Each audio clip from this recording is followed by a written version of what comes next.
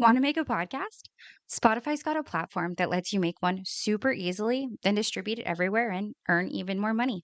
All in one place, and it's for free. It's called Spotify for Podcasters, and here's how it works. Spotify for Podcasters lets you record and edit podcasts right from your phone or computer, so no matter what your setup looks like, you can start creating today. Then you can distribute your podcast to Spotify and everywhere else podcasts are heard. Video podcasts are also available on Spotify. With Spotify for Podcasters, you can earn money in a variety of ways, including ads and podcast subscriptions. Best of all, it's totally free with no catch. Ever since we discovered Spotify for Podcasters, we feel like having options like video podcasts, Q&A, and polls has let us be creative on a whole other level. I highly recommend you give it a try. So download Spotify for Podcasters app or go to www.spotify.com/podcasters to get started. Welcome to the X's and T podcast, where we talk about X's and T with your hosts, Kori and Dani. Welcome back, everyone. What's up? So we're here and we're having a weekend. Happy Saturday. By the time you hear this, it'll be Thursday. Glorious Saturdays.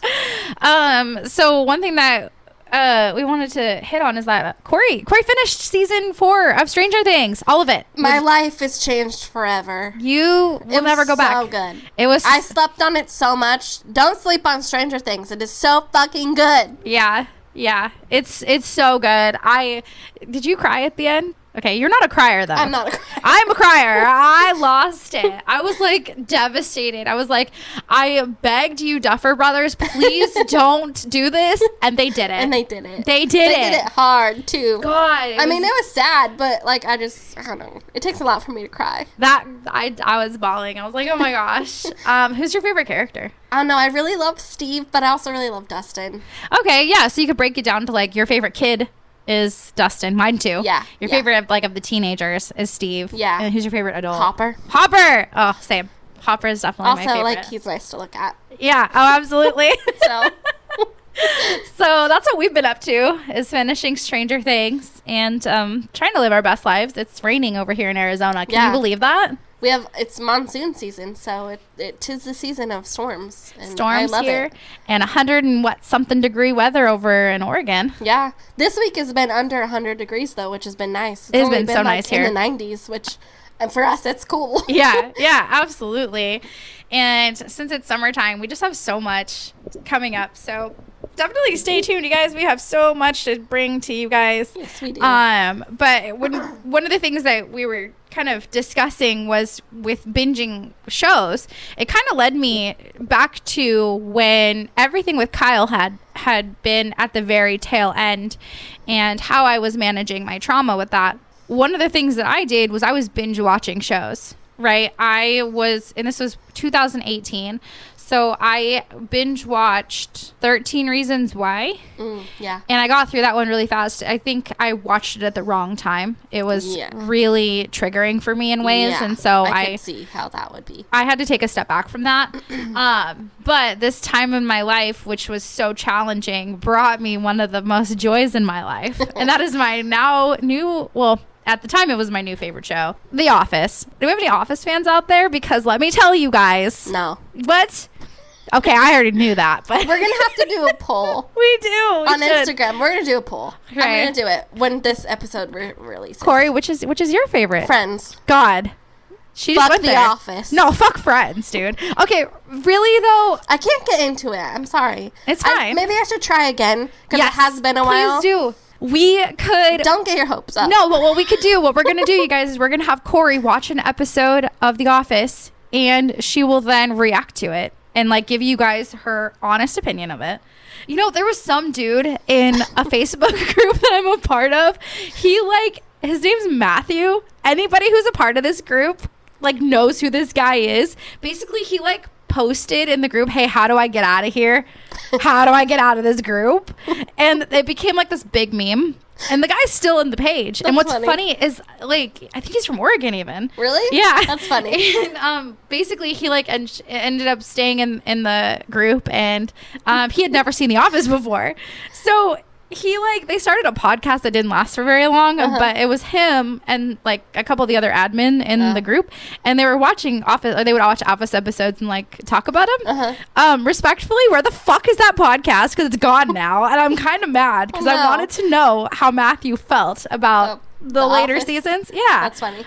Thanks for leaving us, Matthew. You left us like our like our kids' dads. Okay, sorry. Anyways, That's fun, but so funny. Okay, so anyways, Anywho. so basically when I had ended this relationship and been going through this very difficult time, you know, for me with trauma, it's hard to digest. It's hard to just go back to normal life. It's hard to get distracted by things, especially when I was working from home. My son was at this time homeschooled. Being at home is so isolating. Yeah, and I definitely isolated myself. I'm such an extrovert. Kori and I are very polar opposites. Yeah. She's the introverted one. I'm definitely extroverted. I'm cool with staying home, not talking to anybody. Oh, I go outside all the time. That's all I want to do is go outside and Yeah. talk to people. Ask Gloria. I talk to everybody, huh? Anytime we go anywhere to the store, she's always talking to somebody, and I'm just like awkwardly standing next to her, just staring at them. Or at concerts. I make us friends. Yeah, she does. But it always works out to our benefit. It does. Yeah. You're right. Shout out to all the concert friends. But, you know, after a couple drinks, then I'm good. Oh, yeah, And yeah. then I talk to people. But, you know. But for me, and being such an extroverted person, that when I was going through this trauma, I would isolate myself, and then that would be my own detriment. Like, I would just become more and more depressed, keeping myself so isolated. I found so much comfort in all of these TV shows that I was watching, especially The Office. Something clicked with me in The Office, to where watching it just became so comforting. Right. And I'd worked in an office before, so I think I related to it. And I sold office supplies at the time. Yeah. So I related to it so much. And the only reason I don't like Friends is because of somebody in one of our mutual friends, kind of mutual. I don't even know how to He's a explain bastard it. now, Yeah, but- fuck that guy. Yeah, so he had been interested in Friends. His dog was named after this Friends character, and because of him, I just couldn't care less about Friends now. It just kind of ruined it for me. Yeah, I could see that one. That's kind of what binge watching shows kind of led me to think about, and it made me question, like, what, when you had left Kyle, I know that you were kind of in a totally different place, like you were pregnant, Right. but what did that look like for you? Because I know everybody handles trauma differently. Right. I mean, I definitely had my days where I was not okay, especially with being pregnant, like, very emotional either way. But on top of all that, just, like, knowing, I don't know, I guess, honestly, because of how I knew Kyle was at the end of our relationship, when I found out I was pregnant and all that, I knew I was going to be a single mom. I knew he wasn't going to be around. Yeah. And I just accepted it from the very beginning. Like, Right. there was no, oh, we're going to have a perfect little family. Right. Like, that was never a thing that I knew that was going to happen. Yeah. And you just know, we as women know that. Yeah. I had that exact feeling with my ex-husband, where I was like, I knew I was going to be a single mom no Right. matter what. Even though we were married, we were, 18 years old. Like, we should have never been together. He's not by any means a bad dude. He went his separate ways in life, which is fine. All the respect to him, whatever. I mean, he doesn't see my kid at all, which is fine. I don't care anymore. Right. I went through my grieving process with that, but I can relate to that, where I Yeah. was like, I knew from day one that I found out I was pregnant. If I have this child, I'm gonna be a single parent. Yeah, like, it's all up to me. But yeah, so I mean, I was still in high school when we broke up, so I was pregnant. I was in my senior year of school. So honestly, like, during that time, obviously I had my days, and even in the beginning, like, I was very, like, wallowing in it. Like, I didn't really, Yeah. I cried a lot, whatever. But there was pretty much after that, probably like first initial couple days, I was fine, really. Other than, I mean, obviously I had a lot of trauma that I never really talked about, obviously, because Yeah. I'm just now talking about it. So, yeah, I mean, I had those couple days where I was like, eh, and then I just was so distracted because I was finishing school. I was about to have a baby. Like, I was about to Yeah. have I was getting ready for my baby shower, stuff like Right. that. So, I did have a lot of things to distract me, because even then, like, obviously, I was about to have a baby, so then I had a newborn baby to distract me from that as well. Right. But then also, like, once he was born, then I had a whole nother set of trauma that I had to deal with Right. for the first couple weeks that he was around. Yeah. And then, yeah, It's a lot. yeah. Yeah. So with us, like, one of the things we wanted to emphasize is that despite the fact that we have these stories, right, and we're laughing and making jokes, it's still a very traumatic experience for us. We really want to emphasize that this trauma, it's not all sunshine and rainbows. Us kind of bringing it up and bringing it back to life, we feel like it's super important. We want to share our stories. We have voices that need to be heard. Especially because we've been quiet for so long about it. Yeah. Like, it's time. It is time for us to talk about it. And we also want people to see, you know, that one, we did go through this stuff, you guys. Like, we've had people in our past talk to us about, oh, you didn't, like, it wasn't that bad, or they said various different things to us that is absolute crap. Right. My biggest thing was, and I'm sure a lot of people can relate to this, is I didn't think it was trauma or even, you know, domestic violence because Kyle never hit me. And I always thought, like, you know, in order for it to be, like, domestic violence or abuse or whatever like that, then it had to be, like, physical. Yeah. Like, he had to, like, hurt me physically, you know? And, I mean, now, I know now that that's not okay. Yeah, like, oh, absolutely. There's so many other types of abuse other than physical abuse. But back then, I didn't really think about it. Like, I was... Right. He didn't hit me, so it's fine. Yeah, no one was really talking about it back then either. No. I mean, we searched YouTube many times to see what kind of domestic violence stories there are, what people are talking about, and there's not many. Right. There's really not. And now that we're kind of in this new age of social media, you got people on TikTok now bringing to light their domestic violence, their abuse from their parents, their abuse from every which direction. And the fact that we can speak out now publicly is awesome. Right. The fact that we're talking about mental health more is awesome, because back then I can relate. I mean, he did hit me. He was very physically violent to me, but I never wanted to see myself as a victim. Right. I always felt because I stayed, it was my fault and I deserved it. And I have been victim blamed by family members. I'm not going to say who, because those people have now changed. Like, we've grown as people, and those people, like, I love them. I will never judge them, but I have been victim blamed 100%. Right. And I think the first person who did not blame me was my sister-in-law. My sister-in-law, who is married to my oldest brother. She's amazing. She's a big supporter. Shout out to you. We love you so much. But she was the first person to tell me that I was the expert of my story. And she was the first person to tell me that only I know my story. Nobody else can speak it for me. And I think she had worked for the state at the time and had just some classes or some sort of knowledge that she had about domestic violence because of her job. Right. To where she had this understanding, which I feel like not enough people have. And that's one of the biggest things. She knew how to speak to you. She did. She made me feel like a human and never made me feel like I told you so. Right. Or you stayed, you deserved it. Or which a lot of people think like that. And they never questioned me. And when he and I got back together, she was never like judgmental. She was like, well, if this is who you want to be with, if he's safe, he's welcome in our home, like whatever. And now, as I'm speaking up, she's so supportive. And I think more people now are supportive as they've learned the truth, as they've even heard through the podcast. They're like, oh my gosh, I never knew that. Right.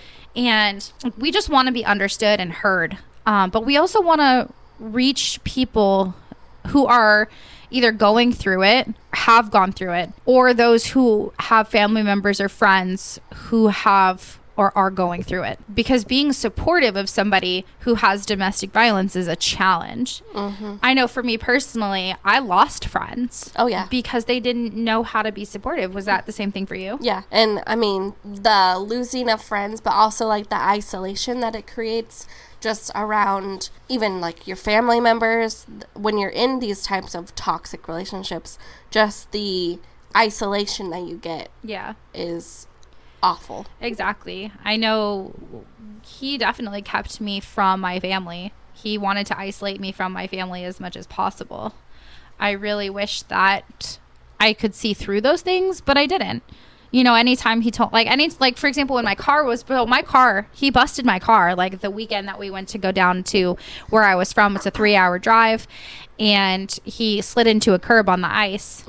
And my car was broken. I was not allowed to ask my dad for help. My dad knows cars way better than his entire freaking family. Oh, yeah. My dad is like an expert. Like, again, I've mentioned this before. My dad's my hero, but he never let me ask for help. And my dad could have had that problem fixed a lot cheaper. Yeah. But I wasn't allowed to. And funny story, my car was actually towed. It was towed by Kori's brother at the time. Yeah. Which to him was probably the funniest thing in the world, but to me it was very detrimental. It was like one of the worst nights I've ever had. Right. And that's like your lifeline. That's my lifeline. That's your getaway. It was my getaway, but it was also, he blamed me. And it was just a very, like, there were a lot of incidents that happened that night. But regardless, it's definitely hard to support somebody when they're going through it, because what do? Right? You're seeing your best friend, your sister, your cousin, your coworker even go through this trauma. What do? I know for me, my coworker had no idea what the hell to do. She was a friend of mine too. And I had expressed to her the abuse that I'd been going through. She never called the police once. And I don't blame her. I don't blame anybody who doesn't know what I went through, because both of us have experienced people like saying, oh my gosh, I didn't know. Right. Right. And that's okay that you didn't know. If you're here and you feel bad, honestly, don't, because we didn't want you to know. You know, I was going to work every day saying, oh, I'm okay. Yeah. Oh yeah, he's great. I love him so much. We're fantastic. Right. Meanwhile, at home, I have a whiteboard with red X's indicating abuse and green check marks indicating we had a good day. They didn't know that my calendar had not a single green check mark on there. Right. They didn't know that the scarves that I was wearing was not an accessory. It was to hide strangulation marks. And they didn't know that the bruises that I had were not from my toddler throwing his sippy at me. It was because of my partner. And we succeeded. If you didn't know, it means that we didn't want you to know. Right. It's not something, when you're in it, it's not something that you want people to know about or that you're willing to talk about, because you're trying to protect your significant other in that case too. Because to them, I mean, to you in this certain situation and at the point in your life of all this happening, like, you think they're the greatest person ever. Even though they're doing all these awful things to you, you still try to protect them. Yeah. Oh yeah, absolutely. One of the things that I never wanted to do was talk badly about him. Right. I would have never even imagined 8-9 years ago that I would start a podcast talking about him. There's no way. No. He was just going through a tough time. He was having a bad day. Yeah. I mean, you know, what were some excuses that you can think of that you were like, oh, he's just going through this? Well, honestly, like the bad days, like, oh, he's just in a bad day, or something would happen during the day, and then he'd be in a bad mood. So I'd be like, oh, it was just because of this. Yes. Like, I didn't do anything. Right. Exactly. And I thought the same thing too. And I feel so guilty for this. I'm so sorry. So please forgive me. I'm so sorry. But I always thought it's because he has this ex-girlfriend who is keeping her child from him. Right. No wonder he's so stressed out. He has this trial coming up that he supposedly didn't do, and I believe at this time he did not do. No wonder he's stressed out. Right. And that's why when I got back together with him, I was like, okay, Kori's gone. This trial's over. He served his time. He should be better now. Right. And obviously we know now that's 100% not fucking true. Right. Yeah. But definitely not. But you make justifications, and you try to make it okay in your mind too. Yeah. And you know, you want to do everything you can to protect them because you think that that's the right thing to do. And now, obviously, we know better. Like, calling the police, 100% the best decision every single time. Like, it's just, I mean, we're not experts. So, for legal reasons, you know, you're going to make your own decisions. But for me personally, in my situation, and I'm sure Kori can agree, that having the police come every single time was the best decision. Yeah. Somebody calling the police, somebody saying something, somebody speaking up, that was more than enough to stop the abuse. Right. It's not always the case, unfortunately. There are so many people out there who are getting away with this abuse, and there needs to be much more happening in the world. We want to advocate against domestic violence. We want to keep the story alive because this is happening every single day. Tens of millions of people are going through domestic violence, and a lot of it even goes unreported. Oh yeah.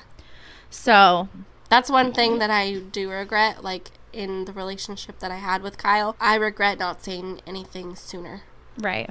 Because, one, I was underage. Yeah. When we first started dating. Right. That's not okay. No, not at all. No. Especially because it was an intimate sexual relationship. Yes. After a while. Like, it didn't honestly take that long. Right.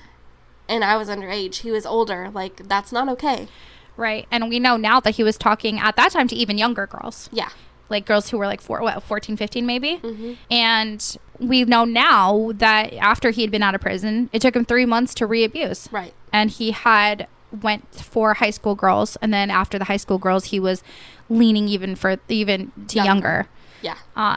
Which is not your fault. It's not your fault at all. Never feel like it's your fault. Yeah. Because, you know, when you're traumatized and you're going through this stuff, you never know what's the right decision. But here we are, and you're doing amazing. You're speaking your truth now, and I think that you speaking your truth now is saving so many people. Yeah.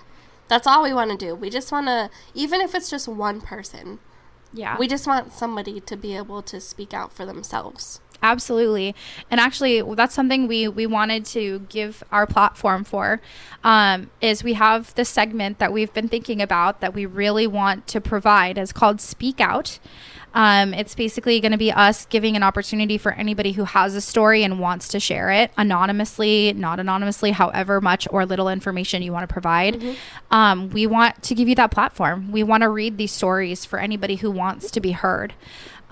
We have a couple of interviews coming up as well with people who want to be heard, people who have a truth to speak and want to speak it. Yes. So if you are interested in submitting a story of any kind, story for our Speak Out session, you can either email us, and we'll put our email in the bottom description of this episode, and then you can also, if you would like, DM our Instagram, and it's at xsandt_podcast on Instagram. I mean, if you want, you can even message us on TikTok. It's the same @. So, but we really hope that we can help somebody. Absolutely.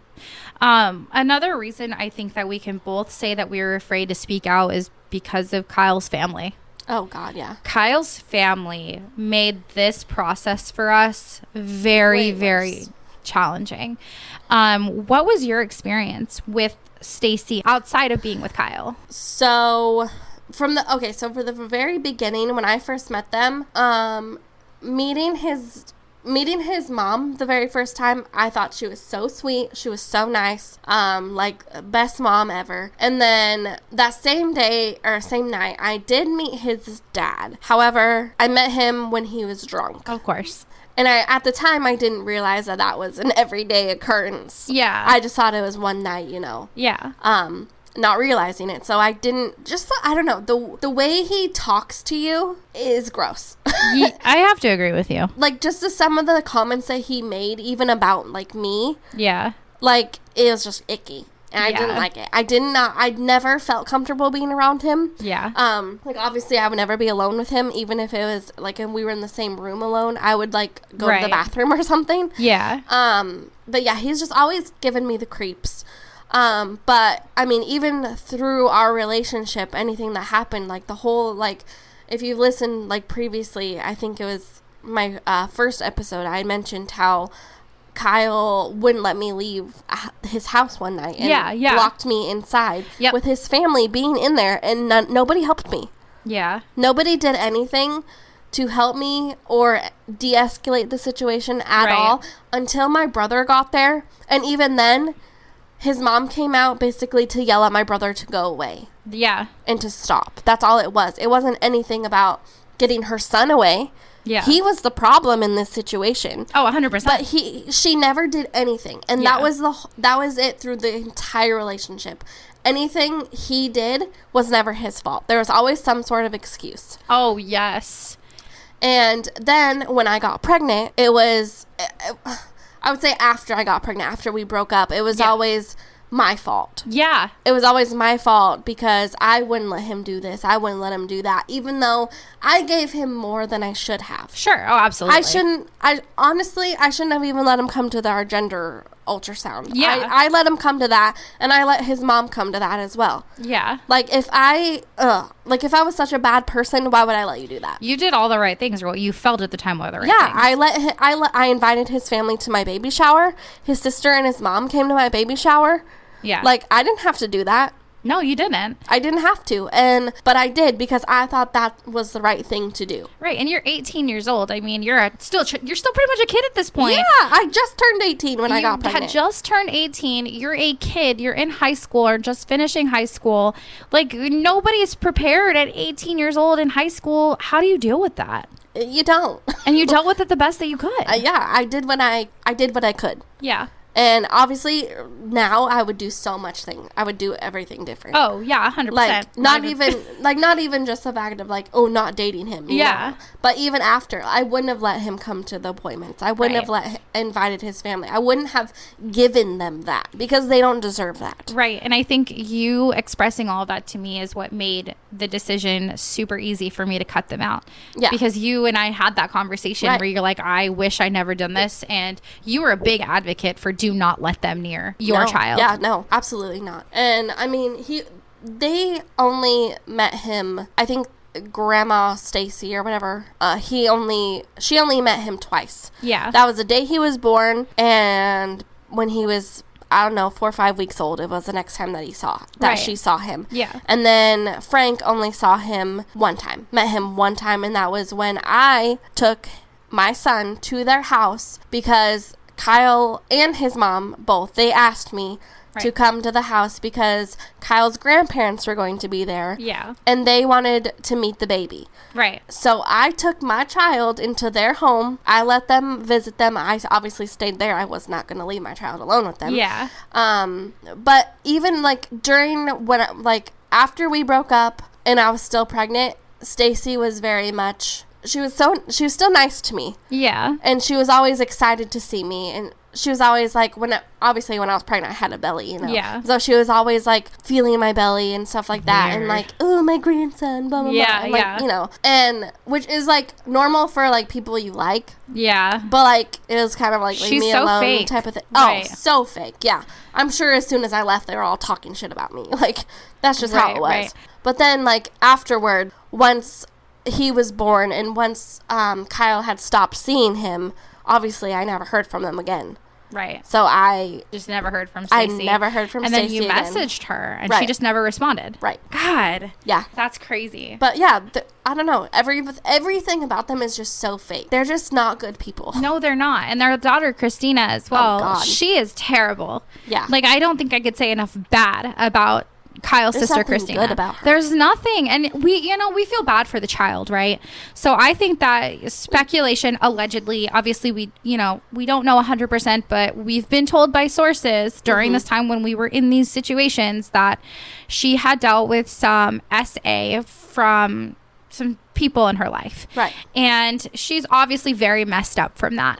And a lot of unresolved trauma. So you feel bad for the child. I think morbid, they say that, right? You feel bad for the child. But not the adult. Not the adult, because as an adult, she continues to inflict her own traumas on other people. And she definitely hurt me quite a bit. Yeah. And I know she hurt you quite a bit too. I cannot stress enough that it just sucks that these people are so fake. Yeah. My relationship with them was a lot more extensive because I was around a little bit longer. Yeah, but a lot longer. I was only around for like a year. Right. With Stacy and Frank, I remember the day I met Stacy. It was Kyle's birthday and I had to leave, and he was very upset that I had to leave. It was just a very like uncomfortable time. But I remember meeting her and like walking out the next morning and like, hi, how are you guys doing? Like, basically it was awkward because I didn't think that they were gonna like me because I had a child, which is so weird because he was also gonna have a child at that point. Yeah. But it was awkward. His dad was just sitting on their chair, and I can just envision their living room when they lived in that one house. Yeah, it's cringe. But the fucking rug. Yeah. The lamp. That he later on broke. Nothing really extensive happened during that point, but it's as I came around more. Eventually, I had Stacy's phone number, and a lot of the times she would text me because Kyle didn't have a phone at this time. She would text me, and like when your son was born and you were in labor, she would text me during that time. And then it became like I would go over there more often and start talking to them. But at first, she wouldn't talk to me. It was awkward. That's She weird. wouldn't even look at me when she talked to me or when she was referring to me. It was weird. She would just look at Kyle and like talk, and like I wasn't even there. And then eventually she That's started. so weird. Yeah, it was weird. And then, because I thought for the longest time she didn't like me. Yeah, I mean, would think that too if yeah. somebody acted like that. And then eventually, you know, it became like I needed their help. Like, Kyle would get so bad that I didn't know what else to do, and I would reach out to his mom for help. Right. She would calm him down for a little bit. Sometimes it worked. Eventually it stopped working. But I would stay in contact with her when he would go to the mental hospital. Mm-hmm. And then eventually we would stay in contact because he got arrested. And they were still in communication. And she knew that I still wanted to be with him. So she like facilitated all these things. In fact, I visited him on a video screen. I forgot to mention this before. But like when he was locked up in county before he went to actual prison. Dang. Yeah. So eventually I just became very close with Stacy and Frank. When Kyle was locked up, like I mentioned, that whole summer I visited them regularly. I remember this one time it was like 2 years, I think, after Kyle had been arrested, and I had broken up with that boyfriend that I was with, and I think this was during the time when Kyle and I were talking. I was back up there, and Christina had been in this relationship where she moved to Nevada with some dude. Oh yeah. And then she had a new relationship with a new dude, and this new dude and her were like fighting, and they were staying at that house that they used to live in. And this night was the drama. Yeah, it was Memorial Day weekend, so it was around Christina's birthday, and they were fighting like crazy, and Stacy went inside and told them to knock it off, and then she like handed me her baby, Christina's baby. She was maybe like 1 year old at this time, and Stacy hands me the baby, and I have my son who is probably like 4 around this time, and he's 4 turning 5, and I'm holding the baby, and Stacy's in there, and they're like, it's a big fight now, and Christina runs out, rips her baby out of my arms. Her baby is like bawling at this point. Jeez. Yeah, it was like scary for the baby. She like freaked out. And I'm just holding her, like keeping her away from the situation. Right. And then Christina's husband comes out and calls Frank a pedophile because of unresolved traumas that are allegedly have happened to Christina. And Yikes. So Frank went to swing at him, but he had been drunk. He had already been so wasted. He was stumbling around. And he was in deep already. And so Christina's husband, at the time now ex-husband, like socked him in the face. Yeah. Oh yeah. Frank was all bloodied and shit, but that's amazing. I was scared honestly. shitless because Frank went for his gun. Of course he did. And I took my like son. He's a little bitch. I took my son. I ran into the woods. I called 911, and I'm like, I think somebody's going to get shot. And they're like, what's going on? And then they said this. They said that we can't this terrifies me. We can't find you. We don't know where you're at. You're in such a remote location that we cannot find you. We can't pinpoint your location. I have chills. Yeah. That scared. How terrifying. Yep. So being in that situation and then hearing 911, we can't locate you. Yep. Oh, no. So I hid as far as I could in the woods. My son was turning 5 at this time, and I was just like, it's gonna be okay, buddy. I hid until I heard a car peel out, which obviously was Christina and her ex-husband and their child. And I went back, and thankfully I hadn't heard any gunshots, so nobody got shot. That's good. But Stacy and I and Frank had to drive into the closest store which is like just a convenience store in the area, to meet a police officer so that way he could take a statement from Frank. Eventually they did pull over and arrest Christina's ex-husband. Oh, they did arrest him. They did arrest him. Yep. And he had like a no contact. For assault, I assume. Yeah, and he was convicted of it. Oh. It was like a domestic violence charge. It was like an assault or something. Oh, wow. And he wasn't allowed to talk to Frank ever again. Like, that's it. Christina would eventually just like stay in that house because Christina was a fucking mess. So obviously their marriage didn't work out. No. Well, she's with somebody else now. Oh, God, yeah. Yeah. We've creeped on them. We've dug deep. We know. We've dug deep as we can. Yeah. Detective work. Yeah. But I was so close with them that I used to stay up late at night and talk to Frank about everything that was happening. He would call me sometimes and talk to me about him. Still so weird. I know. He would call me about his and Stacy's relationships. And there was one time where he did make me feel uncomfortable. It was the same weekend. At least it was only one time. Yeah, it was the same weekend that you sent the message. Because it was around my birthday time. We were hunting. We were in that area. Oh, really? In Central Oregon. Yep. When I replied back to you? Is that what you mean? When you sent that message to Stacy. Oh, right. Sorry. And he told me, he said, if only I was born like 30 years later or something. Yeah. Or if only you were born like 20 years He always earlier. made that comment to me too. Or No just way. Like, or just being like, wow, Kyle is so lucky. Yes. Oh God, it's creepy as hell. Ugh. Oh God. So Like, fuck you, get away from me. yeah. And I remember one time I had tried telling Stacy, who is an enabler, who is a big time. And I told her about the abuse that Kyle had told me that Christina had experienced, and she just brushed it under the rug. She didn't want to admit that her husband could be capable of that. Just like she can't admit that her son would be capable of that. Is capable. Oh, it has done that. And so just dealing with them. And then when I had gotten back together with Kyle, Stacy was like, and Frank both, they were both like, we'd rather watch our son go back to prison than hurt you and your child. Lies. Oh, absolute lies. Because as soon as Kyle came back out, there was nothing but excuse after excuse about what is going on. And when I had told them about what was going on with Kendra, they ignored it. Now we know for sure that Stacy knew about his relationship with Kendra. And encouraged it. Like a 16-year-old turning 7 or a 17-year-old child. Yeah, 16 turning 17 was how old she was. She was going into her summer after her junior year, hadn't even started her fucking senior year of high school yet. Yep. And she knew about Lulu too. Yeah. And disgusting. It's so disgusting, and to think that like adults failed those kids. Yeah, big time. For sure. And his parents definitely failed those kids. It's just devastating now. And I think I feel like Stacy led him. I agree. Oh, 110%. I think she led that. Yeah. Like she was driving that train. She did. She led the two together. Mm-hmm. And it's so disgusting to think about. Because she was so proud of him for getting out of prison. Like, yeah. What? And you guys will hear that later. We have, like I said, we have interviews coming up. We're so stoked for you guys to hear these things come from other people. We don't want to give out too much spoilers. So, but yeah, it's psychotic how much they enabled him and have let him get away with and have just made excuses. Oh, he's back in prison. They likely, I mean, allegedly, we don't know this for sure, but they're probably saying he got railroaded again, which is what they said the first time. It's not his fault. No, he didn't do that. Yeah, those girls, they all were against him. They all ganged up on it. Which is not true, because we have all the proof in the world to prove that this shit happened. Hence why he's in jail. Yeah, oh yeah, I mean, he's locked up for a long time. And not long enough, honestly. Not long enough.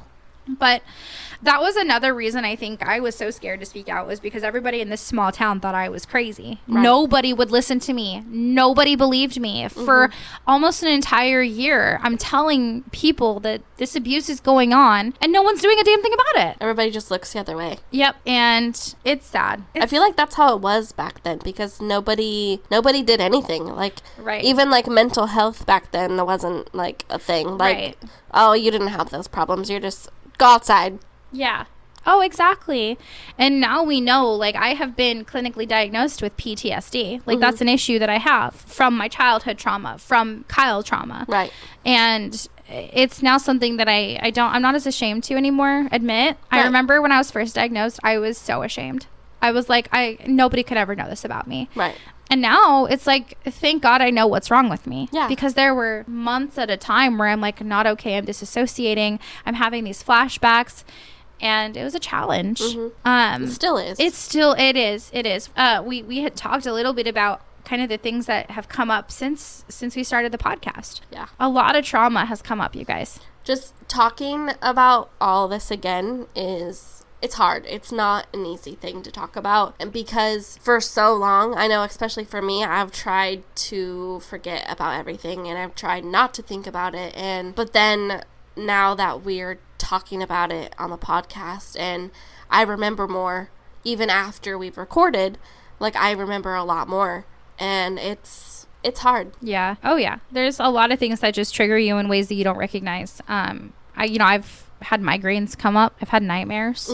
And even like hearing about some of the stuff that I didn't know before, like that happened between Kyle and Dani while Kyle and I were together, has been that I didn't obviously know about, and then like hearing about it has even been hard, because like you were with this person for like a long time. Well, when we were together, like we were together for about a year, so I mean for me that's a long time, but you get obviously attached to these people. You have feelings for these people, Yeah. and you obviously assume they have feelings for you back and that they care about you and stuff like that.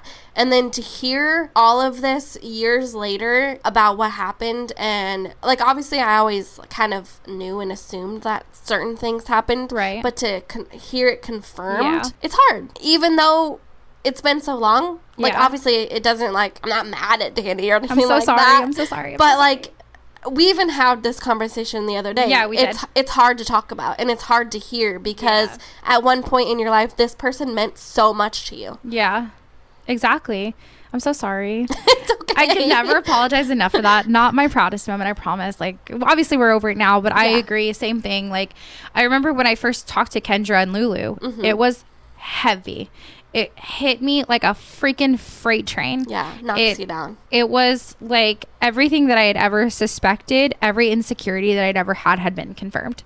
And to relive that, to hear it, it's so hard. It's hard to hear, like Kori had said, you care so much about this person, and for them to hurt you so deeply. And them not give a single fuck. No fucks at all are given. You're talking about such large emotions too. The person that, I mean, at the We time. had babies with him. Literally. Yes. We made a human with this person. Yeah, and this person gives no fuck about this tiny human that they created. I mean, I couldn't imagine. Zero. Yeah, I mean, I know both of the fathers of my children aren't around. One of them, thank God, which is Kyle. The other one was his choice. And even me and my dad talk about sometimes, like, Kori has both of her parents around in her life. I have both my parents. My parents are divorced. Thank God. But but my dad and I were talking, and he says, like, I could never imagine walking away from my child. Right. Like, that's not an Willingly. option. Willingly. Like, that's not Just an being like, option. oh, don't care. Yeah. And for them to not give a fuck, you think about it sometimes. Yeah. I mean, even today, It makes me sad for my child because he Yeah. doesn't have a dad. right. Like, Like, not that I want Kyle Yeah, to thank be God it's around not at Kyle. all, but like, it just sucks because I couldn't give my child like a normal life. But that's not your fault. No, I know, but you No, know, I it's know. still It still it's my hurts. mom guilt. It is. I feel so guilty about it. Oh, I agree. Same. It's hard because Like talking about it, I want to cry now. Oh, we found Kori's crying. Wait, sorry. Yeah, my son. I do have a heart. No, it's challenging because we want, like, okay. Well, no, we both have fantastic dads. We do. Both of us, like, have amazing relationships with our dads. Like, my dad is, like, the only stable parent I have. Kori's lucky. She's got 2 stable parents.